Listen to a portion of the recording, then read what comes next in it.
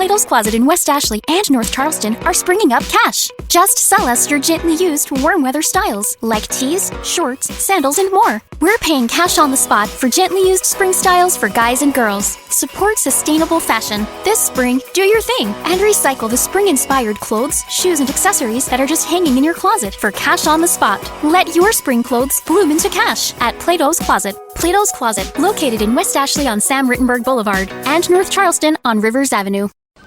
Greg is usually a fan of water cooler talk, but it's draft season, and that's all anyone wants to talk about.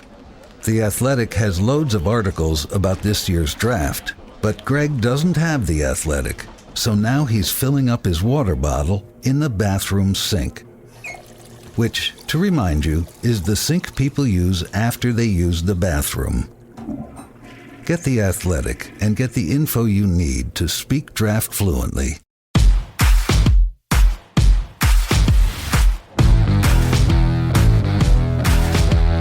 Welcome to the Dogs Podcast with your hosts, Blake Reneker, Justin Charles, and Josh All. Well, what's up, Browns fans? Welcome back to another episode of the Dogs Podcast presented by Omaha Steaks. Josh All alone with you guys on a Friday. Hope everybody had a fantastic week and everything is wrapping up nicely. Heading into a weekend. Hopefully the weather's beautiful wherever you guys are listening or watching this. And if you've got plans for the weekend, enjoy yourselves, live it up, have a great time. Today, I want to talk about more NFL draft stuff because we are just now 1 week away from day 2 of the NFL draft. And that's when we are going to be doing our live draft coverage in studio on YouTube, covering day 2, rounds 2 and 3. We're going to be following all along the action, waiting for the Browns to be making their first couple picks of the draft, and we're going to be with you guys through it all. So please, next week, next Friday, April 26th, 7 o'clock p.m. Eastern Standard Time on YouTube, we are going to be live, so jump in the chat, join us, follow along, talk about prospects, talk about what happened on the first night. On Thursday, we're going to recap everything from round 1, talk about the implications, talk about the new players, the new teams, everything that happened and who's still available on the board for the Browns in the second round. And as we go, who's still available in the third round. It's going to be a ton of fun. And we've got special guests coming to join us in studio. We've got Kenny Mack from Canada coming down south. We've got Derek Frisbee, DF Sports, coming up north from Columbus. And Devontae Travis is coming down south as well to join us in studio. And we're going to have a great crew. We're going to have a great time. And we really hope you guys will join us during the draft next Friday night on YouTube. And speaking of YouTube, if you guys are watching this there, make sure you like this video, subscribe to the channel, help continue to push us toward 10,000 subscribers on YouTube. That's a huge milestone for us, and we can't wait to hit it. And if you're listening on audio, especially Apple Podcasts, please scroll down to the bottom, leave us a 5-star written review. That really helps us get our show, our podcast in front of more Browns fans like you guys. All you got to do is tap 5 stars and leave any comment you want with it. Great show, great podcast. Love the guys. Information is cool, whatever. Just whatever you want to say, just drop a line or two in there, and that's all you got to do. So the big thing, the main topic I want to cover on the show today, just, again, a week out from Andrew Berry and the Cleveland Browns being on the clock. What are the Browns going to do in the draft? And there was a great tweet posted by, and forgive me if I'm getting your name wrong, Tej Seth, and this is from summersports.com, and it's a breakdown by percentage of all the GMs in the National Football League and how they allocate their draft capital in their tenure as their team's GM. So Andrew Berry, he has 4 drafts under his belt now. By the way, guys, the consistency in our front office is something that we still don't feel like there's definitely a section of the fan base that is not used to this. We have the same coach. We have the same front office. There hasn't been a whole lot of turnover other than, the positional coaches, which we detailed plenty of times that's what good teams do. You keep your main guys in place and you move out your positional guys as needed. But the Browns have consistency. So now we've got data to track on this stuff. And they did a really good job putting this together. So Andrew Berry's track record in the NFL draft how is he allocating the Browns draft capital by position, essentially? So this gives, when I was reading through this and looking at the data and the numbers, because I'm an analytical person. I like looking at the stats and the numbers and seeing what kind of story they tell. And I know Andrew Berry is a very analytical person, and he plays by the numbers a lot too. And these numbers have shaped some of my opinions and some of my, I don't know if they're really hot takes, but just some of my true gut feelings for what the Browns are going to do next weekend. And we'll just break it down here. So let's just look at the numbers. So at the quarterback position, 2.5%. Running back position, 3.7%. Wide receiver position, 14.5%. So that's a big jump there at that position. Tight end, 3%, back down. Offensive line, 20.5%. So we see our first 20+% allocation to a position. Defensive line, 28.4%. So right there, you see that Andrew Berry and the Browns front office heavily dedicates draft capital to the trenches. Linebacker, just 3.5%, and defensive back, 21.2%. So if you're listening, following along with those numbers, the highest percentage position that gets the most attention by the Browns front office and Andrew Berry is the defensive line at 28.4%. The second highest is the defensive backfield, 21.2%, and third is the offensive line, 20.5%. Now, among all the others, everything else is under 5%, except wide receiver is at 14.5%. So you kind of get an idea of the value the Browns place on each position in the draft. And looking at these numbers, maybe this is a bold take. Maybe I would love to, I want to know what you guys think in the comments. Let me know. I'm going into the draft and I'm thinking Andrew Berry is not going to draft a linebacker.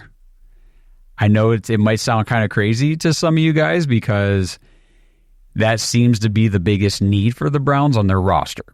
You know, yes, we signed Jordan Hicks. Yes, we signed Devin Bush. Of course, we got J.O.K., the outside linebacker. Tony Fields is still there. But what is the future like for the Browns in the inside, the middle linebacker position, the interior of the linebacking core? Well, Jordan Hicks is here on a 2-year deal. Devin Bush is here on a 1. It's like a prove-it deal. You know, can you revitalize your career, which started out phenomenally. It really did. And then, you know, ever since his injury tapered off, we talked about that.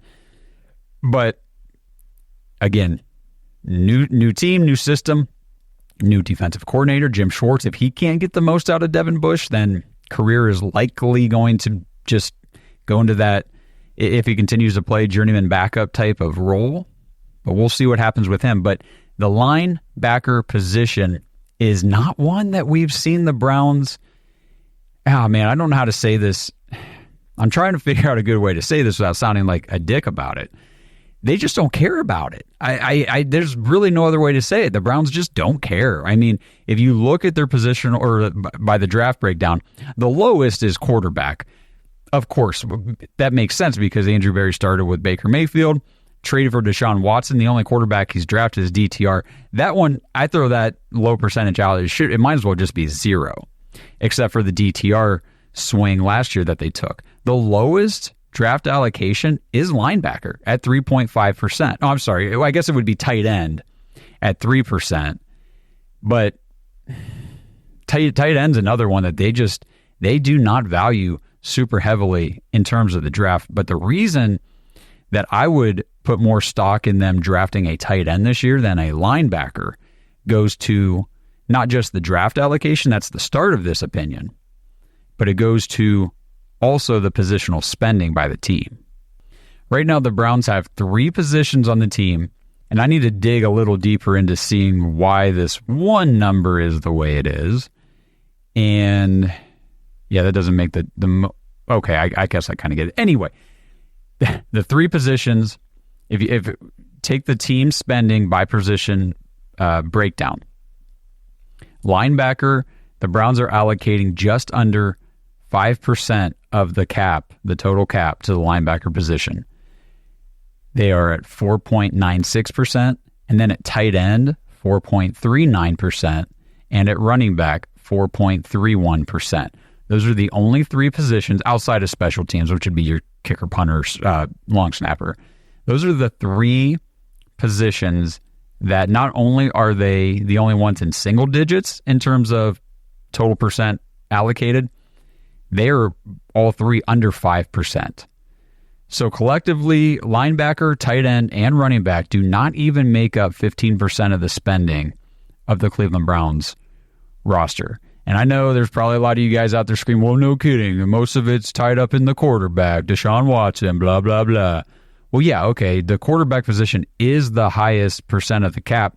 But for any team that has what they feel to be their franchise quarterback, and despite what fans might think, the Browns clearly believe they have their franchise quarterback with Deshaun Watson. That's going to be the case for any of these teams.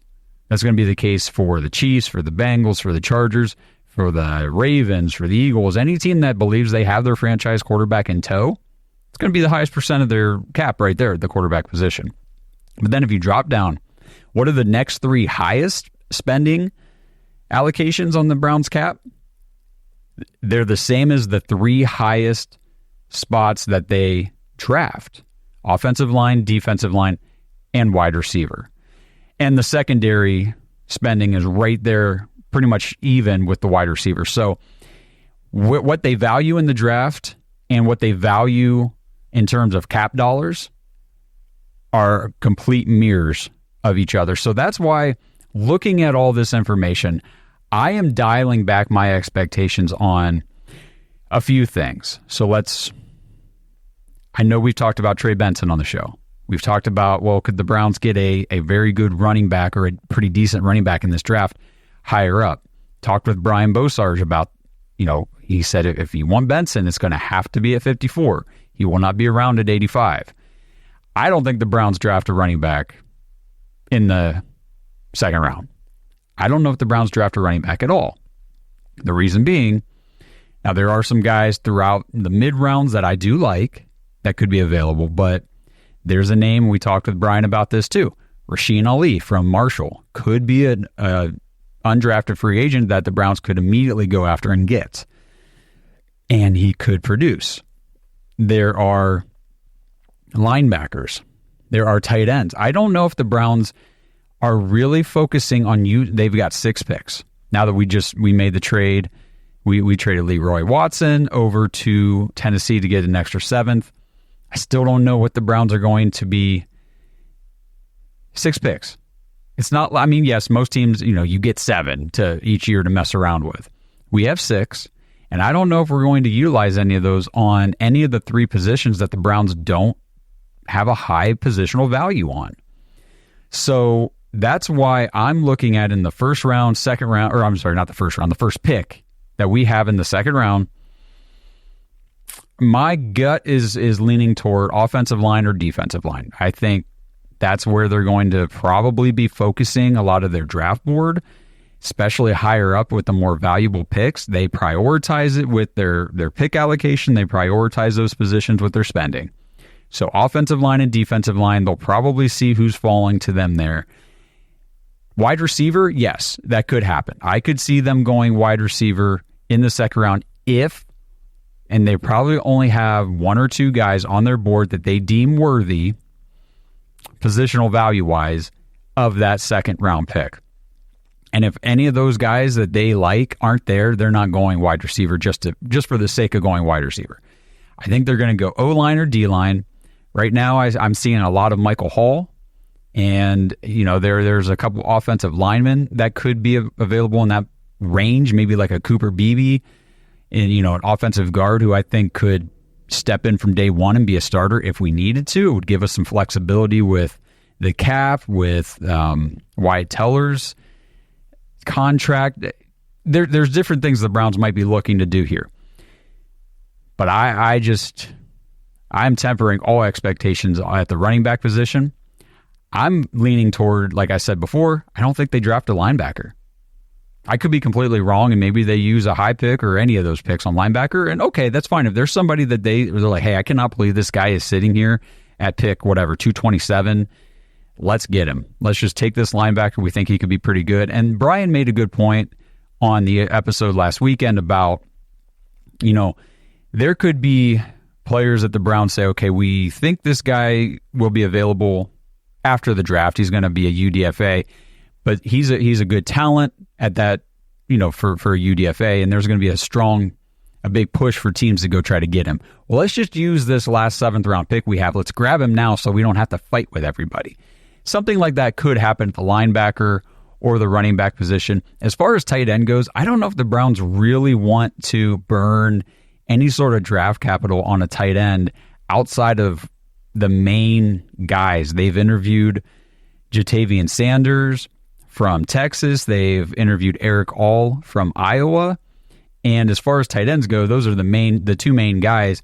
My favorite tight end in this draft, outside of Brock Bowers, is Ben Sennett from Kansas State. I think that if the Browns could land him, but again, it would probably have to be 85 or higher to get a guy like Ben Sennett. But I think that he could come in and be a very good contributing second tight end behind David Njoku. And Sennett has blocking ability that you could bring him in and have him do some of the blocking duties that would free up Njoku to maybe move out into the big slot role more often, which I would like. And again, that's one of those situations where if a wide receiver is not available at 54 or 85 that the Browns really like, get a guy like Ben Sennett so that way you can utilize David Njoku even more in the passing game, and you don't have to worry about just trying to grab a wide receiver in the draft just for the sake of doing so.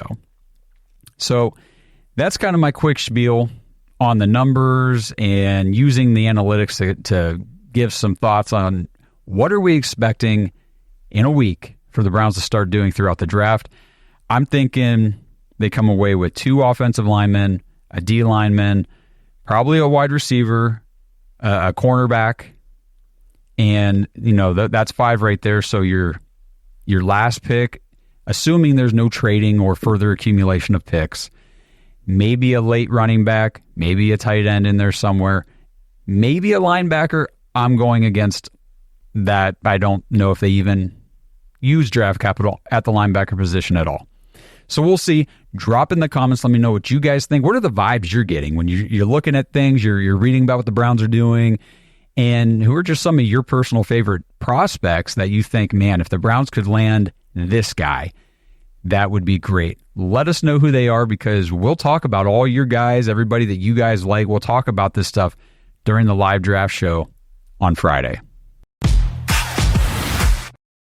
This episode is brought to you by Omaha Steaks. Browns fans, nothing says summer is on its way like the taste of a juicy, tender burger that is grilled to perfection. And nobody does burger perfection like Omaha Steaks. And right now, when you guys go to omahasteaks.com/dogs, you can order the limited time Burger Perfection Flight. This is one of my favorite deals from last year that they did, and I'm so glad they're doing it again. You guys get 24 mouth-watering steak burgers, not just regular burgers, freaking steak burgers. The pure ground filet mignon burgers, the New York strip burgers, the ribeye burgers, the brisket burgers, the sirloin burgers, and the all-new porterhouse burgers. And you get all of that for just $89.99 when you use our code DAWGS when you check out. Each 6-ounce burger is filled with flavor, from the mild and tender filet mignon to the rich and buttery ribeye. The quality and deliciousness of these burgers can only come from Omaha Steaks, and they are guaranteed to satisfy. And guys, at $3.75 a patty, you really can't beat that with the price of food right now. And the price of meat in the grocery stores is absolutely ridiculous. You cannot beat this deal. $90, $89.99 for 24 of these phenomenal, delicious, awesome steak burgers. And you get all of that when you use code DOGS at checkout. Go to omahasteaks.com, order the Burger Perfection Flight today, and do not forget to use that promo code DOGS, DAWGS, when you check out to get everything, the 24 delicious burgers. Hurry, because these supplies are limited. Take advantage of this opportunity now before supplies run out. omahasteaks.com/dogs, promo code DOGS. Before we move on, Ohio, Bet365 is offering new users $150 in bonus bets this month. To receive your bonus bets, all you have to do is sign up for Bet365 using our link, make a first deposit of $10, and place a $5 wager on any game. Once that first $5 bet settles, you will receive $150 in bonus bets, even if you lose the bet. To be eligible for this sign-up bonus, you must sign up through our link down in the description. So if you haven't yet signed up for Bet365, click our link in the description and place that first bet. This offer is only available for new customers who are 21 and older and physically present in Ohio. Please gamble responsibly. If you or a loved one has a gambling problem, call 1-800-GAMBLER. Check the episode description for the full terms to see if you can qualify. Hey guys, time to get in on the action for the biggest moments in basketball with Prize Picks, America's #1 fantasy sports app. Just select 2 or more players, pick more or less on their projections, place your entry, and win up to 100 times your money. Right now, Prize Picks will match your first deposit of up to $100. Just download the Prize Picks app and use the code GET100. That's code GET100 on Prize Picks for a first deposit match of up to $100. Prize Picks. Pick more. Pick less. It's that easy. Philip has just lost the respect of the youth league football team he coaches. He was asked what New England should do in the draft, and his answer was objectively terrible. The Athletic just wrote a great article about this, but Philip doesn't have the Athletic or the respect of a boisterous group of 11-year-olds who once looked up to him. Learn from Philip's error, get the Athletic, and get the info you need to speak draft fluently. So one last thing today that I want to talk about, and this is all for you, Mr. Gage Tucker. Gage Tucker is one of our most active Patreon members. He is a dog pack member to the core. We love Gage, and he has a lot of opinions on NFL draft prospects every year. He does a lot of research. He follows this stuff closely, and we get a lot of good intel from our dog pack community. We're talking to these guys every single day, all the time, and, you know, they have so much insight on different things, and it just really, really helps. Honestly, it really helps grow the show, and it helps the content of the show a lot. So again, just real quick as a side note, if you're interested in becoming a Dog Pack member and joining that group and meeting everybody and being a part of that community, jointhedogs.com, become an official Patreon member, and jump in, introduce yourself, and just it's a great group of Browns fans. There's no negative Nancy's and none of this BS in there that you see on social media. It is like our own online Browns backers club. It's awesome. Highly recommend. You get a 7-day free trial to start out, and you can get in that way and just kind of see what you think. But all the action takes place in the private Discord, which you get access to by joining the Patreon. You get After Hours episode every week. That's a fun show that we do. All kinds of cool stuff. Just wanted to plug that real quick. But Gage Tucker has brought a wide receiver name to our attention that we weren't even looking at this guy, thinking anything about him. He's from a smaller school. So the competition he played against, the cornerbacks he was facing, not the best. So there's definitely those would go on his cons list for a lot of these, scouting boards and things like that. But we're going to talk about Jalen Coker, the wide receiver from Holy Cross.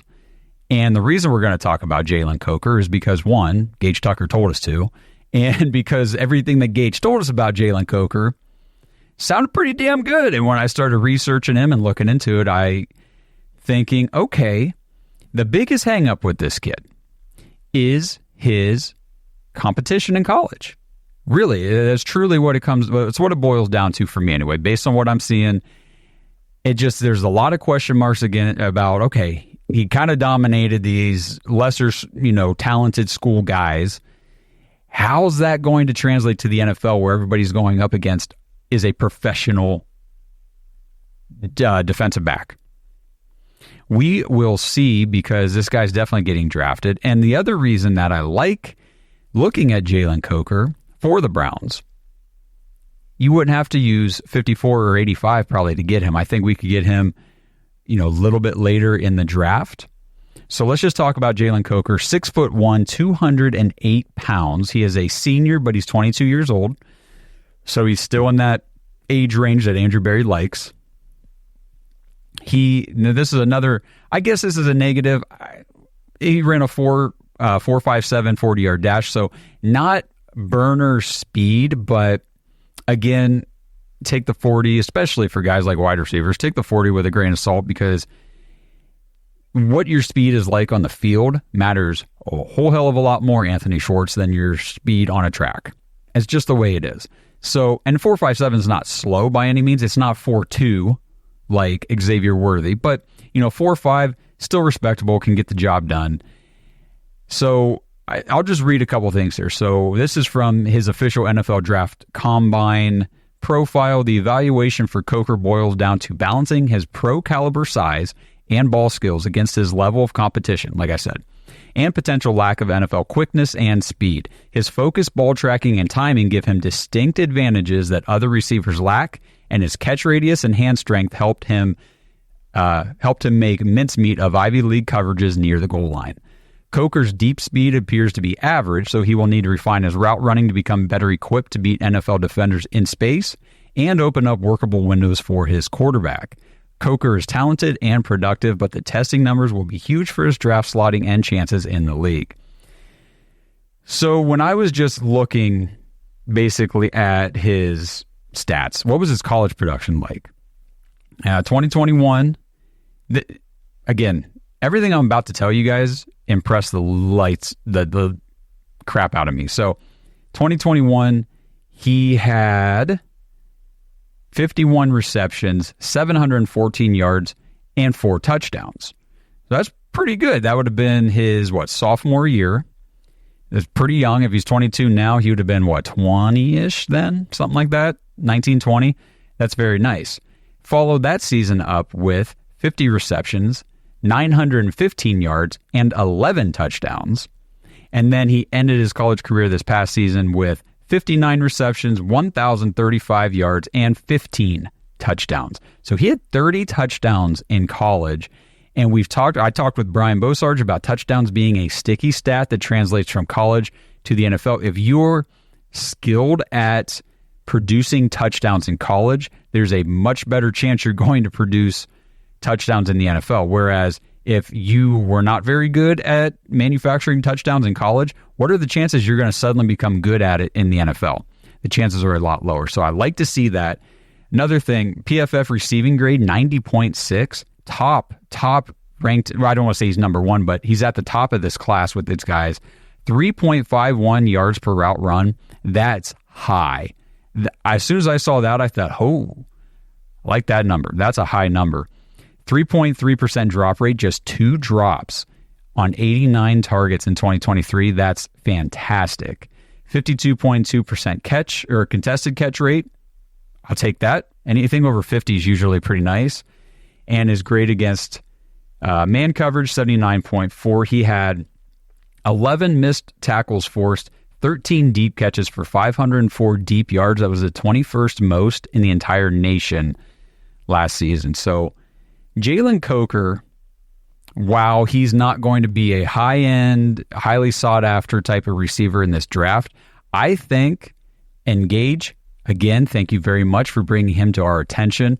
I think this kid has sneaky under-the-radar upside where if he can succeed and be NFL-level talent in the defensive backfield, I think he's got the skills, the catching skills, the ball skills, the size, the strength, and I think he's got all the tools he needs to put it together to become a reliable receiver in the NFL. Now, is he like this under the radar? He's going to be a number one alpha dog receiver? No, that's not what I'm saying. Any of these guys can turn into that. That's why the draft is a crapshoot. You don't know. But with the futures of Amari Cooper and Elijah Moore being somewhat uncertain, getting a guy like Jalen Coker to come in and say he develops and he becomes a reliable wide receiver 3 for an NFL team. We could use a reliable wide receiver 3. Are you kidding me? We're hoping Jerry Jeudy turns into a reliable wide receiver 1 over the next, couple years. And, next year, again, we'll get our first round pick back. Maybe we allocate that toward a high-end wide receiver coming out next year. We'll see what the draft class is bringing to us. Maybe the Browns use that pick to trade next year for, a guy to come in, kind of like the Eagles did with A.J. Brown or something like of that, caliber. Who knows? But Jalen Coker is a name to keep an eye on, and I told Gage I would talk about him on the show. So here we are, Gage. We're doing it because I am pretty impressed with this kid, and I think that if the Browns were able to snag him, that would be great. Another name that I wanted to mention is Ainias Smith from Texas A&M. Now, he's a smaller receiver. He's like 5'9", 190 pounds. So he's small, but he's thick. He's a little heavier, bulkier. And what I liked about Ainias Smith is he's somebody the Browns could land later in the draft, and he is touted on all the scouting sites as a coach's dream player because he does everything. He is a willing blocker, run blocker, pass blocker. He doesn't care. He'll do it. He has spent, I think he started his college career at the running back position, transitioned out to wide receiver. So he's got running back experience, wide receiver experience, can play in the slot. He can do a lot in the return game. And I did a mock draft that I'll be posting probably this weekend on social media. And in my mock draft, I landed Jalen Coker with the Browns' third pick in the draft. And then with the very last pick, Ainias Smith was still on the board, so I took him too. I double tapped that wide receiver position because, again, the futures of Amari Cooper and Elijah Moore are not certain. We know moving forward we will have Jerry Jeudy and Cedric Tillman. What's going to happen with David Bell? Don't know if he's long for this roster or not. So doubling up on wide receiver potential, and again, they don't pan out. That's why you take a swing at this position every single year, and that's what the Browns do. They've doubled up at wide receiver before. I believe it was, a couple years ago, they grabbed Schwartz David Bell and Michael Woods, I think it was. So could they double up at the position again this year? I did in my mock draft because I like those two receivers for the value they bring at the position you can get them at in the draft. So that's just a quick spiel on a bunch of draft stuff. Just wanted to update everybody on what's going on with the Browns, what I'm thinking, and all that good stuff as we are now a week out from doing our live show, our annual live show on YouTube. We love doing it. It's a ton of fun. It is a grind. It's 3+ hours of live stream talking, but we've got plenty of guys going to be in studio bringing you the content, and it's going to be a ton of fun. So make sure Friday night, the 26th, you guys jump in our YouTube chat. Watch the draft on TV, but don't listen to their BS commentary. Put us up, talk to us, listen to us, and we're going to have a lot of fun. It's going to be a great time, and we're just excited to see what the Browns do. We've been doing all the guesswork, all the speculation, educated speculation, of course, because that's what we do here at the Dogs Podcast. But it's time to get some answers. It's time to get it all laid on the table and see who the new Cleveland Browns are and start diving in.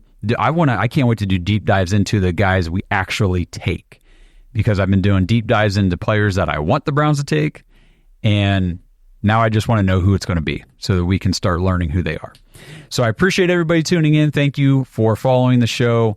We love you guys. Make sure you subscribe to the channel on YouTube, like the video, tap the notification bell so you don't miss anything new, so you don't miss that. You get your notification on Friday night when we're going live. We might go live maybe 15 minutes early just to get a jump start on things. And just a lot of good stuff happening right now for the podcast, a lot of good stuff happening for the Browns, and it wouldn't be possible without you guys following along. So thank you again. We appreciate it. And until I talk to you guys next time, on Sunday, we're going to have an episode come out, and myself and Kenny Mack are going to be doing a head-to-head battle mock draft for you guys. So there's going to be some ground rules we're going to lay down at the front of that episode, and at the end, he'll have mock draft results, I'll have mock draft results, and you guys get to vote on who did it better. Kenny, it's on. So I can't wait. That's going to be a lot of fun. And if you've missed, we've been doing a lot of interviews lately, so if you've missed any of those episodes, go check them out. We had Matt McCrane, the kicker who was on the Browns practice squad in 2020 and 2021. He came on. He's kicking right now for the DC Defenders. Just had a game winner. I think it was last weekend. The dude is on fire right now over in the UFL. You never know. He might make his way back into the NFL, maybe even with the Browns. He's got ties here, and he loves Cleveland. So check out that episode, that interview. I had Brian Bosarge on last weekend talking draft prospects. He's awesome. That was a ton of fun. And we just had Jake Burns from OBR talking about the new offensive scheme for the Browns and what the offense is going to look like compared to what it's looked like in the past under Kevin Stefanski. So, guys, check all that stuff out. It's great stuff. And until I see you guys on Sunday with Kenny Mack, let's go Browns. Thanks for listening to another episode of the Dogs Podcast. Make sure you subscribe on YouTube and follow us on Twitter at the Dogs Podcast. Get your thoughts on the show at thedogspodcast.com.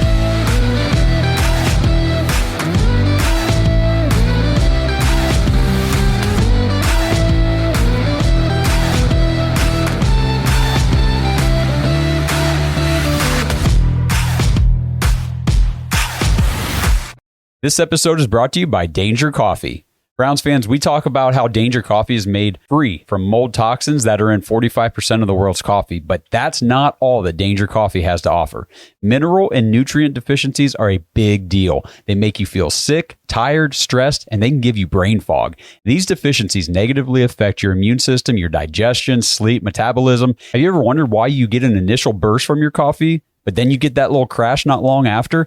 Danger Coffee's patent-pending process remineralizes your body with more than 50 trace minerals and electrolytes, leaving you more energized, engaged, powerful. These micronutrients enter the cells to boost performance. They bind to toxins to provide detoxification support.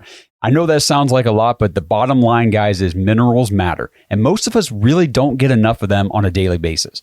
Danger Coffee delivers micronutrients, plus it gives you access to the minerals you already have. Head to dangercoffee.com, use our code DAWGS, DAWGS, for 10% off your order, and that code can be used over and over, so you get 10% off every order you make using code DAWGS.